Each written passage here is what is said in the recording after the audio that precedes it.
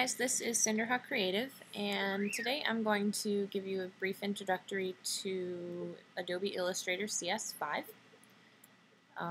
This is the Adobe Illustrator workspace that I have set up. At the moment I have made my own workspace, which I can go into for you guys in another tutorial if needed. So first off, we're going to open a new file. So File, New. I'm going to actually pick a smaller size. I'm just going to do 800 by 600. This is your profile if you have print, web, mobile and devices, video and film. If you're designing for web, it gives you different options here than print. See, changes from pixels to letter size. I apologize for the squawking of the bird. They have been driving me absolutely insane today, but unfortunately I cannot shut them up. So they may be yelling in the background. You're going to want to make sure you're in CMYK mode, especially if you're planning to print something, which most Illustrator designs go for. You're going to want to be at 300 ppi. That's your resolution. Screen would be for web. Medium is just kind of there if you don't want a huge file. Preview mode, don't worry about that. Your bleed settings, that's only if you want the color to extend all the way to the edge of the paper. Basically, you would continue it beyond the edge of the paper on your file. So if I changed it to 0.25 inches, it would continue out a quarter of an inch past the edge of the paper so that the printer, when it goes to print, knows to bring the ink all the way to the edge of the paper instead of leaving a margin. I'm going to actually change it to inches just because I like inches better than points and picas and all that fun stuff, because I think that's totally unnecessary. So anyway, I'm not going to bother giving it a name because I'm not going to save this file, so I'm going to hit OK. And here's my canvas, my artboard rather. Just some basic things. You have all your tools over here, you have your menu up here. I am working on a Mac, as you can see, the little lovely apple. These are some things that I have set over here. Most of them will be in your default screen in like Photoshop. If you prefer Photoshop, you can set Illustrator up just like Photoshop.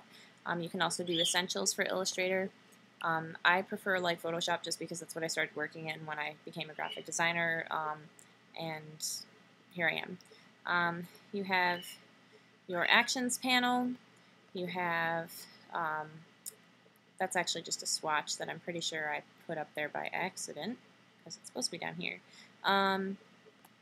Your align panel, you can align all your objects to center, middle, or vertically centered, horizontally centered, etc. This is your transform panel. I don't really use that. This is your pathfinder panel. This is very, very useful.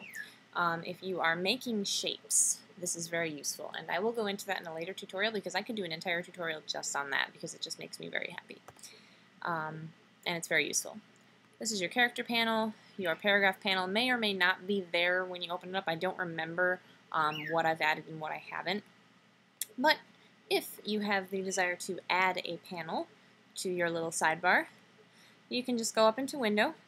These are all the panels you have available to you. For instance, ones with the checks are the ones I have. I believe. Let me see. Where's paragraph? There we go. So like type would go under character, and it brings it up. And then if it wasn't there already, you could just click this little tab and drag it right over and down into this gray box here, and it would show up as a little picture just like that. This is your direct selection tool, your selection tool, magic wand tool.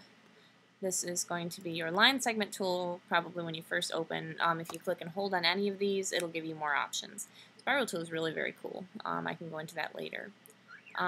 Your stroke panel, your fill panel with all your swatches. Every once in a while mine will have no swatches show up. I'm not really sure what that's about. I don't know if that's something anyone else has had problems with, but if it does become an issue when I'm doing a tutorial, I'm sorry. It's just something that my Illustrator has done to me.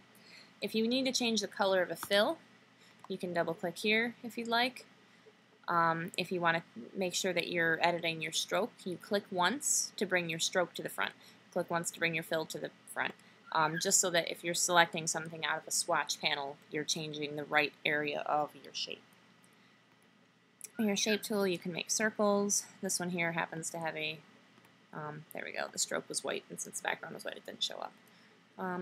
Just change your thickness of your stroke. You can change the shape of your stroke. You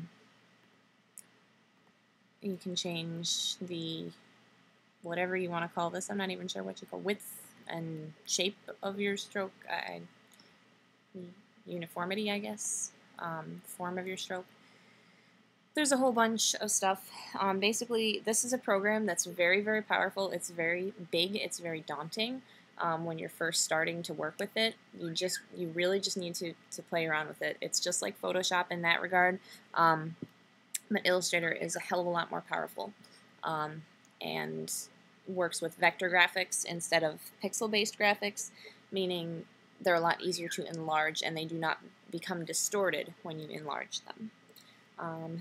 This is Cinderhawk Creative. I will probably split this into 2 tutorials. Send me any comments of stuff that you want to hear about or have a tutorial about. Send me a message, leave me comments in the video comment area. And this is Cinderhawk Creative, and I hope this has helped.